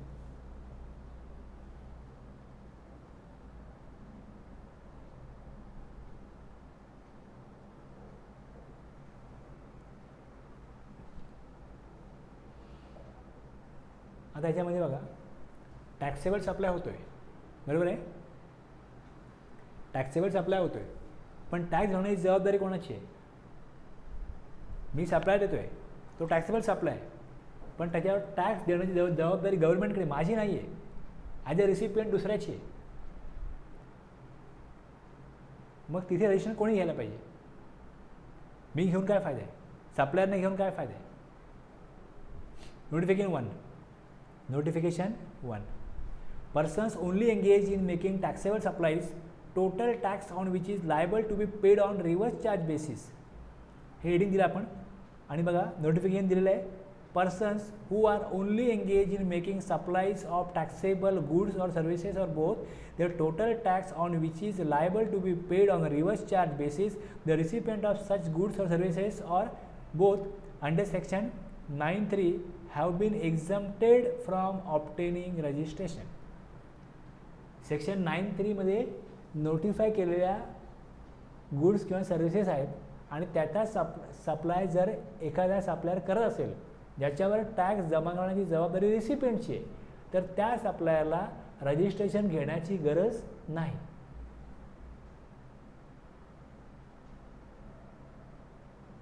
काय अडचण?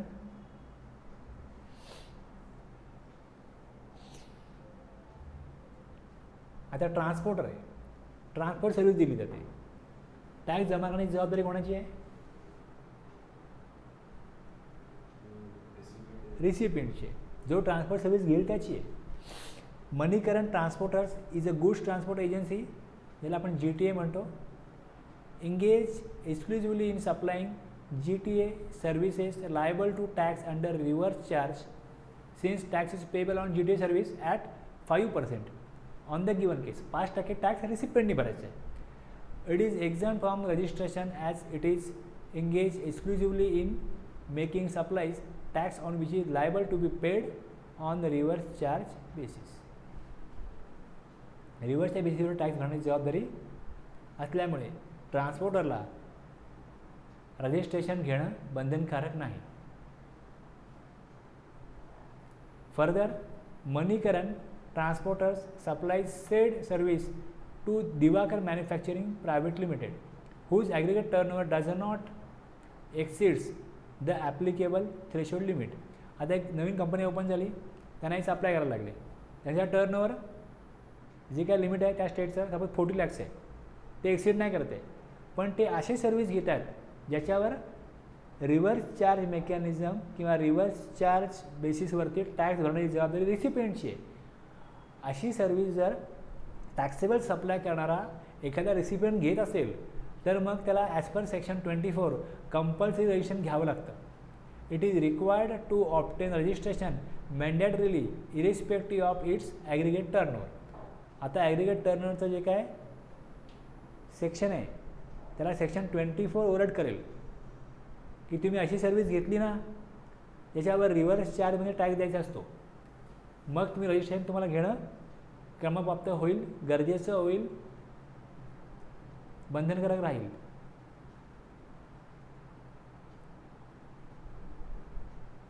गव्हर्नमेंटला कुठला टॅक्स पाहिजे, ट्रान्सपोर्टरला एक्झाम्पशन दिलं तर मग गव्हर्नमेंटला टॅक्स कसा मिळणार? मग त्याची सर्व्हिस जो घेईल ना तो टॅक्स देईल. मग त्याचा ॲग्रिगेट टर्नओव्हर एक्सिड करो न करो टॅक्स तो देणार. दुसरं,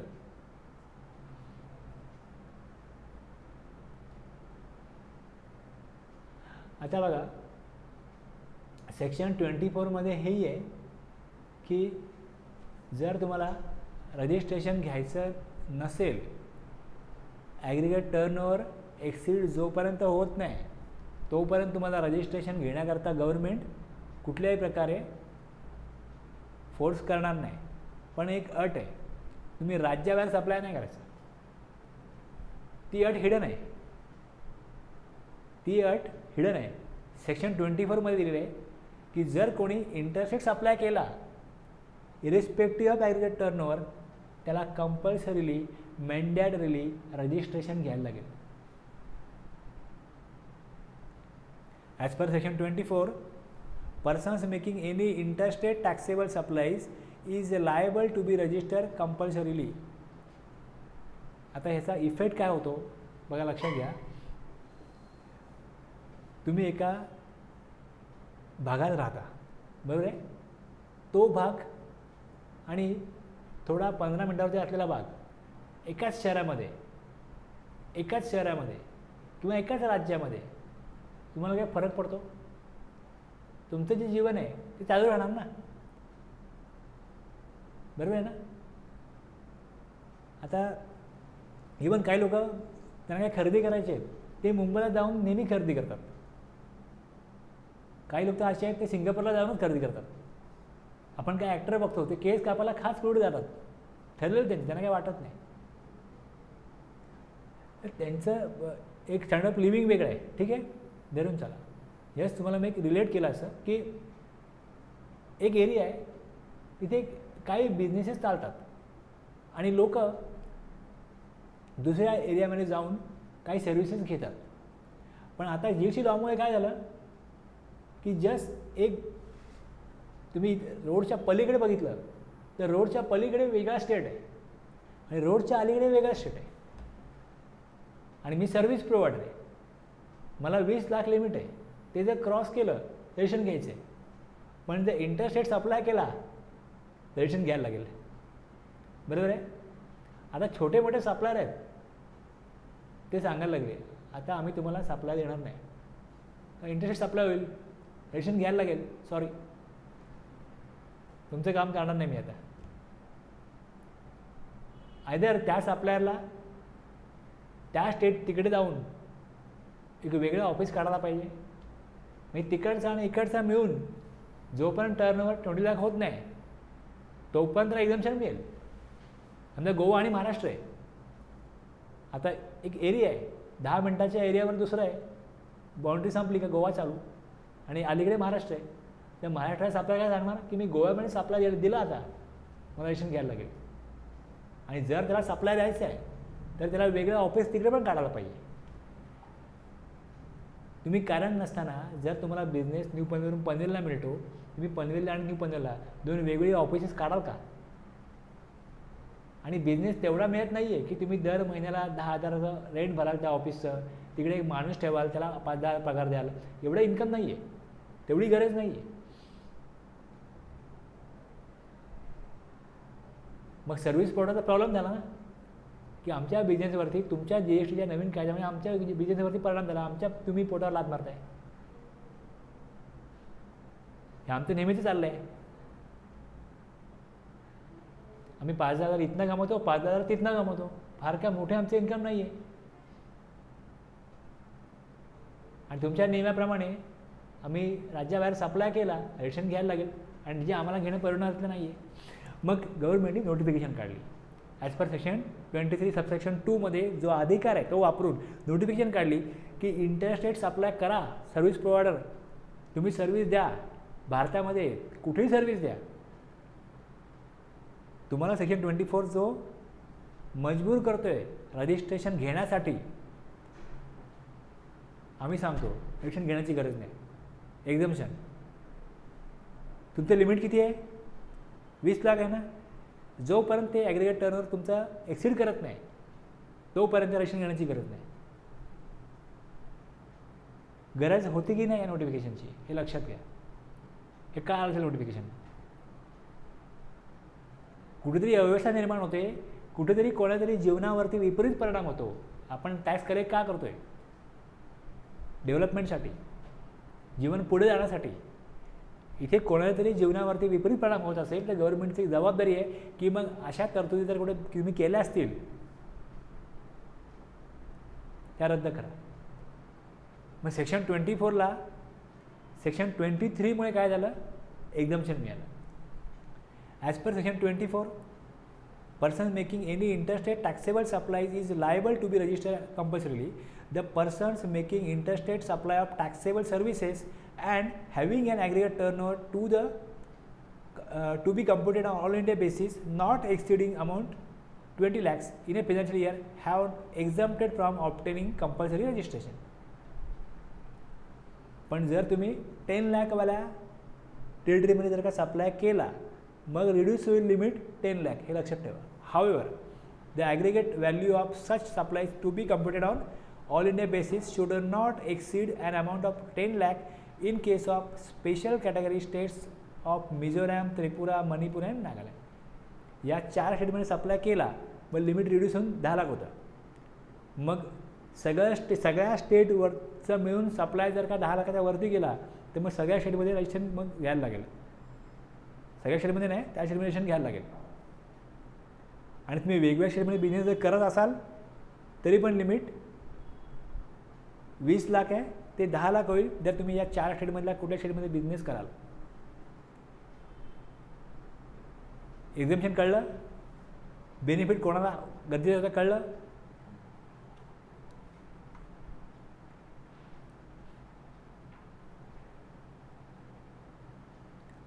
Dhola and Company, located in Delhi, is engaged in supply of taxable goods in the neighboring states of Punjab and Haryana.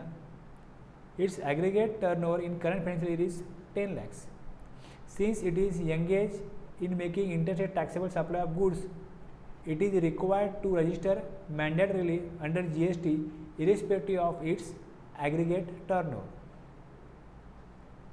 Goods say supply करतात त्यांना रजिस्ट्रेशन घ्यायला लागेल. पण however if in the above case Dhola and Company is engage in interstate supply of taxable services, जर ते services supply करत असतील तर त्यांना मग एक्झाम्पशन नोटिफिकेशनचा बेनिफिट मिळेल. आणि मग त्यांना जोपर्यंत टॅक्सेबल टर्नओव्हर त्यांचा 20 लाख एक्सीड करत नाही तोपर्यंत त्यांना रजिस्ट्रेशन घेण्याची गरज नाही.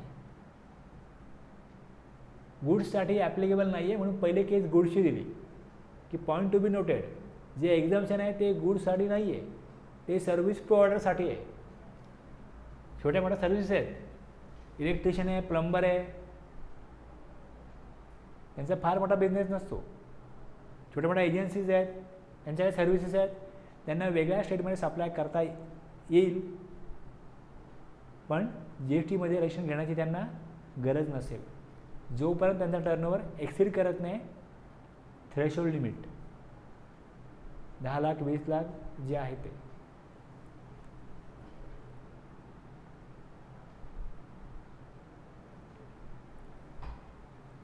थांबू का कंटिन्यू करू? अजून 5 मिनटात संपेल, 5 ते 7 मिनटात संपेल.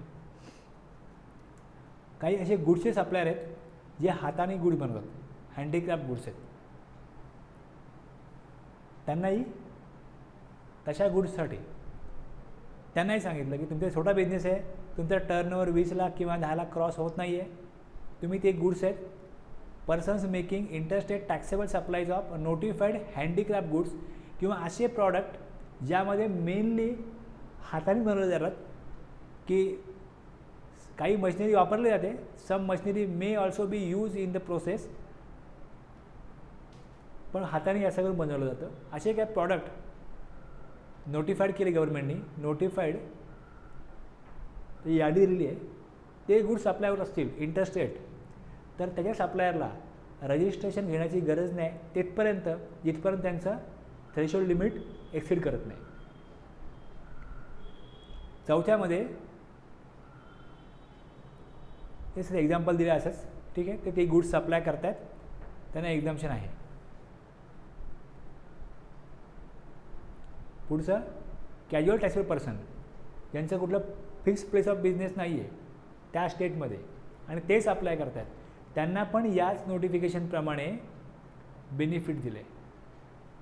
CTPला पण कॅज्युअल टॅक्सेबल पर्सन कोण असतो की a person who occasionally undertakes transactions, ते हाती काय बनवतात आणि असं आदनामधनं सप्लाय करतात. त्यांचं वास्तव्य एका राज्यामध्ये दुसऱ्या राज्यामध्ये जाऊन तिकडे सप्लाय करतात. त्यांना पण जी नोटिफिकेशन आता बघितलं आपण त्याचा बेनिफिट त्यांना पण मिळेल. CTPs making interstate taxable supplies of notified handicraft goods आणि नोटिफाईड प्रॉडक्ट्स. आपण आता ते 3ऱ्या नंबरमध्ये बघितलं नोटिफिकेशन 3मध्ये ते सगळं ह्याला पण ते अवेलेबल होईल. When made by the craftsmen predominantly by hand even though some machinery may also be use in the process. पण त्यांना 2 कंडिशन्स आहेत, यांना पण त्या कंडिशन्स दिल्यात, इथे पण कंडिशन्स आहेत. एक टर्नओव्हर थ्रेशोल्ड लिमिट क्रॉस केली, एक्सिड केली, रजिस्ट्रेशन घ्यायला लागेल. आणि दुसरं त्यांना ई-वे बिल जनरेट करायला लागेल. ई-वे बिल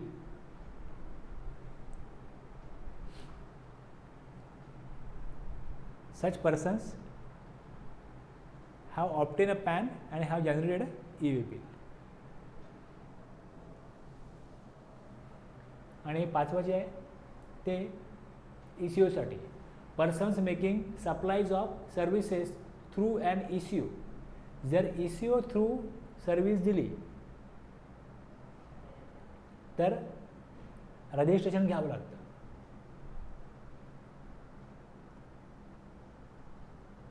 बघ आता काय, persons making supplies of services other than supplies specified under section 9(5). 9(5) मध्ये 3 सर्व्हिसेस आहेत.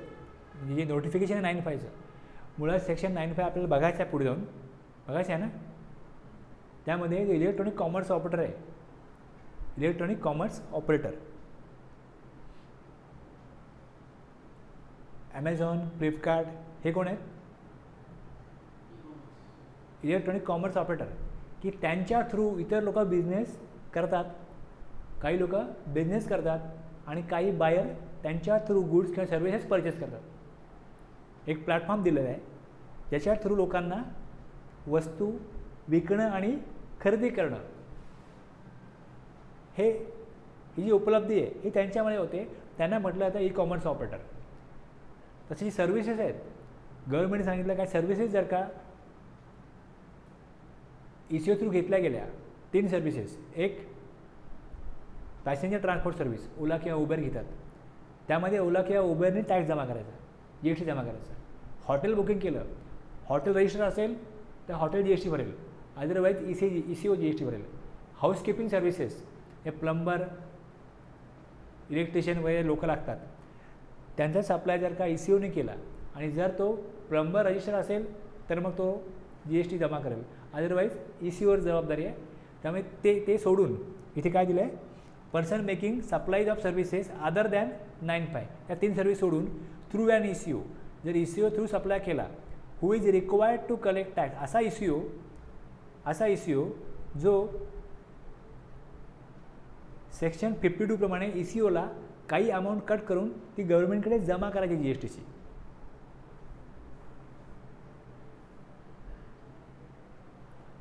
Through an ECO who is required to collect tax at source under section 52 and having an aggregate turnover to be computed on all India basis not exceeding 20 lakhs किंवा 10 lakhs. त्यांना एक्झम्पशन दिले registration घेण्यापासून. त्या 3 services सोडून कुठल्याही services जर का ECO through दिलेल्या नसतील त्यांना रजिस्ट्रेशन घेणं कंपल्सरी आहे सेक्शन 24 मध्ये. पण इथे एक्झम्पशन दिलं, ECO थ्रू सर्व्हिस द्या, रजिस्ट्रेशन घेण्याची गरज नाही. आता एक्झम्पशनमुळे कोणाकोणाचा फायदा झाला बघा. Therefore all service providers whether supplying intrastate, interstate or through ECO, service प्रोव्हायडरनी राज्यामध्ये सप्लाय करा, राज्याबाहेर सप्लाय करा, ECO थ्रू सप्लाय करा, जोपर्यंत त्यांचं टर्नओव्हर लिमिट एक्सीड करत नाही 10 लाख किंवा 20 lakhs, तोपर्यंत त्याला रजिस्ट्रेशन घेण्याची गरज नाही. सेक्शन 24 मध्ये असं दिलं होतं की ECO थ्रू सप्लाय तुम्ही दिलात, रजिस्ट्रेशन तुम्हाला घ्यायला लागेल.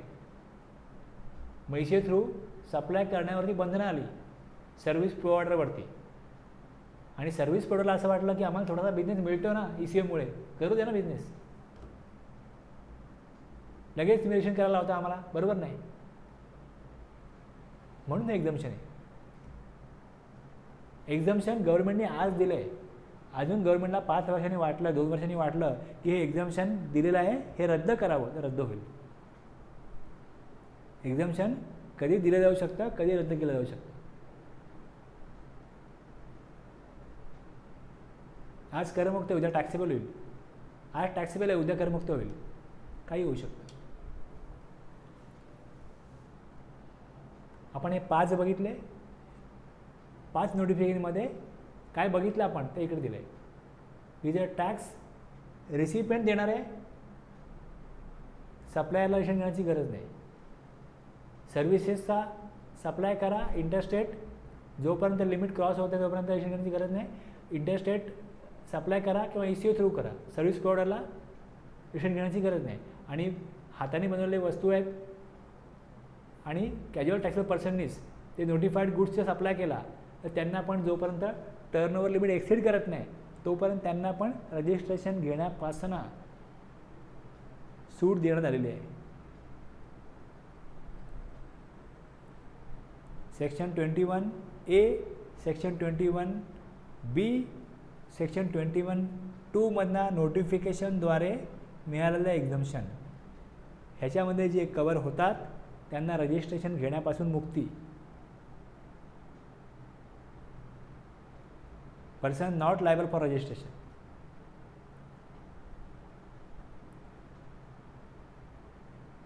परत आपण याच्यावरती आलो. रजिस्ट्रेशन आता 23मध्ये not required, 22(1) aggregate turnover, irrespective of aggregate turnover, 22(2) existing law, 22(3) transfer, 4 amalgamation demerger आणि सेक्शन 24 आपल्याला बघायचं आहे. त्यामध्ये रजिस्ट्रेशन कंपल्सरी घ्यायला लागतं इरिस्पेक्टिव्ह ऑफ टर्नओव्हर.